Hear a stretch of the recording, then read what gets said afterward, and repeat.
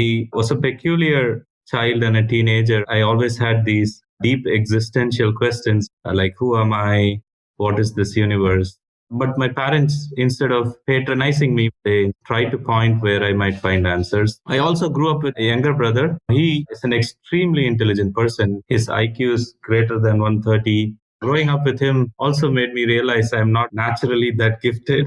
So I work very hard to catch up with this guy and hence with the rest of the world. Lots of emphasis on academics where we grew up. One of the deep impressions that was left upon me is I grew up in Chennai, which is in the south of India.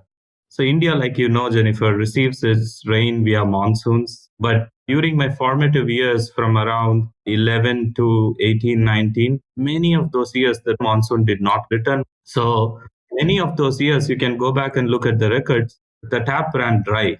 So unlike, growing up in the US or Singapore or one of these places where my children are now growing up, I knew the value of water because I knew what happens when the tap runs dry. So my brother and I, one of our chores every other day would be to take pails or buckets downstairs, and there would be a truck which brings water and carry a few pails of water. It's a good workout and a good lesson in the value of water. So that's some of the influences growing up.